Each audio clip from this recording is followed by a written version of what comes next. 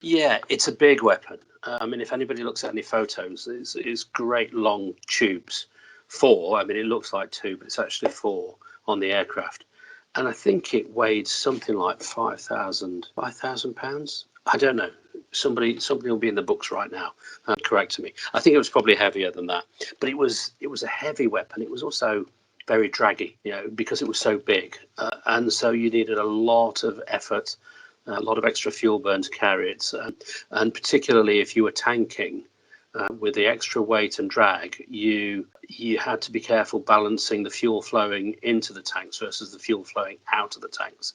And it wasn't uncommon throughout the war, to be honest, with any system, for us to end up being in very slight afterburner on the tanker just to keep in formation with the tanker. And if you do it too far, you end up pouring as much out the back as you're getting in, and then it becomes fruitless. So it's required a lot of getting used to for handling. Because it was heavy and draggy, it got that extra momentum, so the aircraft doesn't turn as well. And the fuel, like I say, the range isn't quite as good. So a lot of considerations. It was, because it's no longer in service, it was 215 total HB876 anti-personnel mines, or 430 in total, 215 per canister. And I should know this, I can't remember how many SG357s, that's it. I think it was about 70 in total, runway cratering weapons, and they were very clever. They drop out of the canister and hang in a parachute until they got to air height, a radar height, and then they would drill down into the runway, beneath the runway, and explode and create a heave. So it wasn't just a hole in the runway, it was all the rubble around it that took that much to repair. It was designed for East German runways and their construction.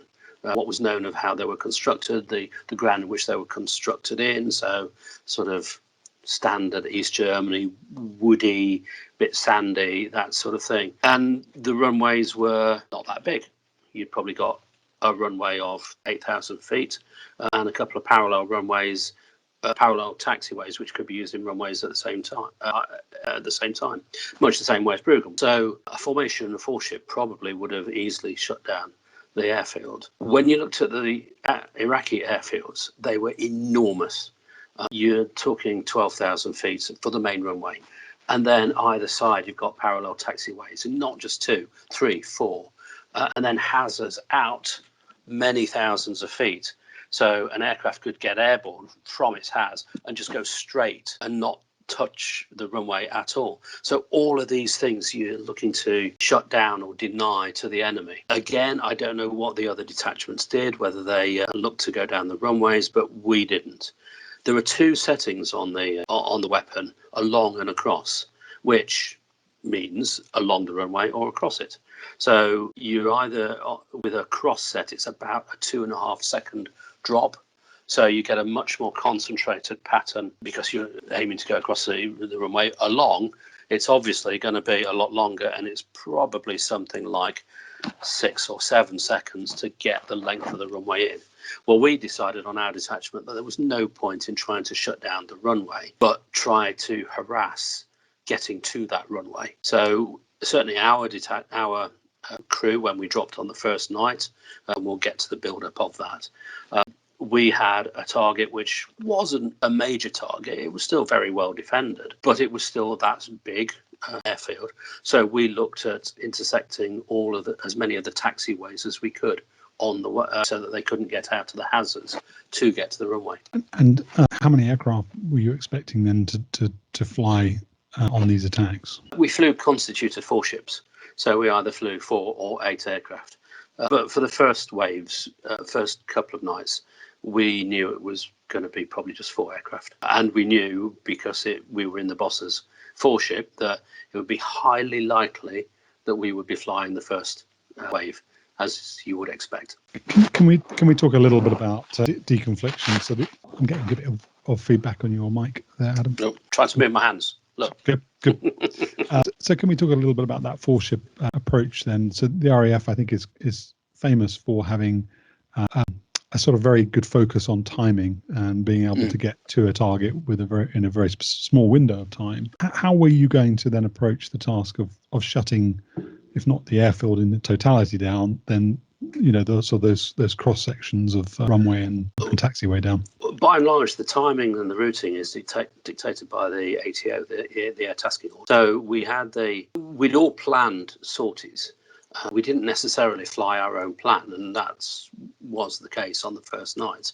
So we'd planned a couple of sorties for other targets, but the target that we had on the first night, Medeasis Airfield, was not planned by us. But the task that came in the air tasking order said Medeasis Airfield at this time, which was, I'm just looking at my logbook, so I wrote it down, 01:17 and 50 seconds on the 17th of January 1991.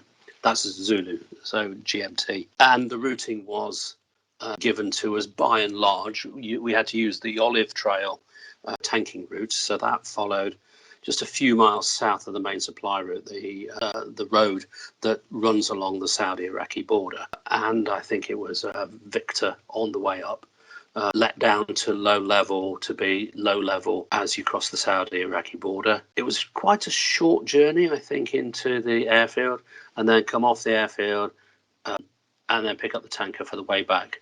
Most of the sorties, as it turned out later, as we got a bit more savvy, we only did one tanker, either on the way out or the way back. But this one, because it was a lot of unknown, had two tankers, one out, one back. The Tornado is the aircraft for getting the timing right. The kit will do it for you as long as the kit is in fine fettle. And that was my job, to make sure that it was accurate. You talked last time about obviously respecting the Iraqis as being people who had spent 10 years or so fighting the Iranians that had just come to an end. So they were battle hardened, sort of presumably quite savvy, a pretty good kit. What were you expecting to shoot at you, and what were the chances that they would be successful in engaging you that way? We expected quite a bit of AAA, because that's dirt cheap and easy to buy. So all sorts of calibers, probably not the biggest caliber, nothing above 57 mil. But that's big enough. It'll certainly hurt you. We also expected manpads, so SA7, that sort of thing. But for that particular target, we were told that there was a Roland surface-to-air missile system on the airfield, which French system. And Roland gives its own complexities because it's a different circular polarization for picking up. So I think it's right-hand circular polarized, and most common ones are left-hand circular polarized, which means you don't pick it up on the radar warning receiver as well. You will do when you get the signal to strength ratio enough. It's something like 30 dB difference. And indeed, we did pick it up on the RHWR, which goes to show how close it was. But yeah, so manpads, AAA, and a Roland is what we expected, and we got.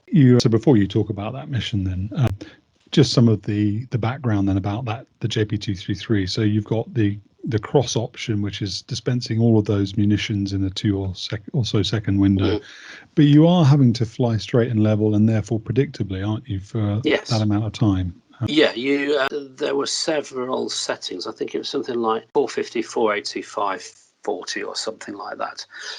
So that's the speed. So you set the speed that you're going to fly it, so it knows what spacing to drop the weapons. But you also drop it at 200, minimum of 180 feet. Could do it lower, but you get much more in the way of dudding.